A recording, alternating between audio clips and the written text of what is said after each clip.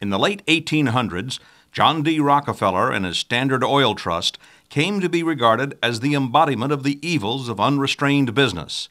Political cartoonists portrayed Standard Oil as an octopus, buying up competitors and menacing the nation with tentacles clutching everything, including the U.S. Congress. One drew the tycoon as an industrial emperor. Rockefeller once proclaimed, "Competition is a sin." If he were alive today, Rockefeller might view the Monsanto Company as a congregation of saints. Through Monsanto's patented genetically modified traits, Monsanto controls roughly 80% of the U.S. corn crop and over 90% of the nation's soybean crop. It's estimated that 90% of the genetically modified crop acreage worldwide is planted with biotech seeds with Monsanto patented traits. It was Henry Kissinger who said, "If you control oil, you control nations. If you control food, you control people." Some critics believe Monsanto is out to control the world through food. That may be a stretch, but these people understand that food is different than all other goods or services provided in the international market because food is a necessity and it's needed on a regular basis. They know that if they were playing a game of modern Monopoly and it had food on it, the place you would go after first is get a monopoly on that food system. Some might say Monsanto's near total control of food seeds looks like a monopoly. A pending class action lawsuit in Texas does just that. Texas Grain Storage versus Monsanto accuses Monsanto of embarking on an $8 billion plan to acquire, merge, or obtain ownership in many of the nation's largest seed companies as part of a comprehensive anti-competitive exclusionary scheme. Here's what the Department of Justice has to say about Monsanto and antitrust.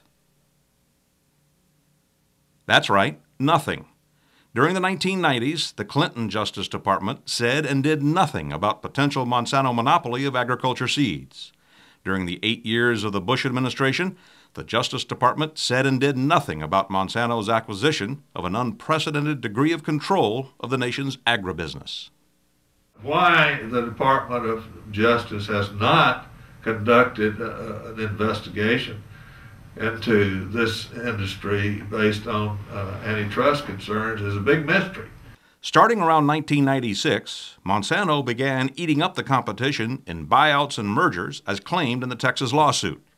Some of the biggest names in the seed business were devoured: Asgrow, Calgene, Holden's, DeKalb, Seminis, and many more. Instead of competing in an arena of competition, they've mastered the art of intercepting new technology and killing it, shutting it down, buying one of the collaborators, whatever's necessary to keep new competing technology coming to the marketplace. They say money talks, and Monsanto lets its money do a lot of talking. There's the Monsanto Life Sciences Business Incubator at the University of Missouri, which is not far from the Monsanto Life Sciences Auditorium on the main campus.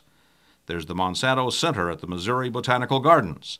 There's the Monsanto Community Garden at the St. Louis South City YMCA, not to be confused with the Monsanto YMCA in another part of town.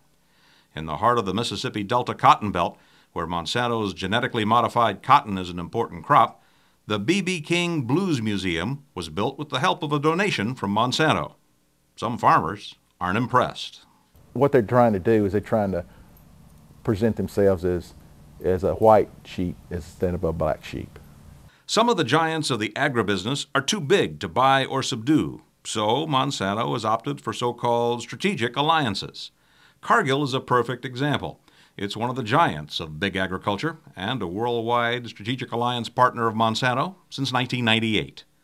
Monsanto dominates the crops Cargill buys from American farmers and sells to the nation's supermarkets and restaurants.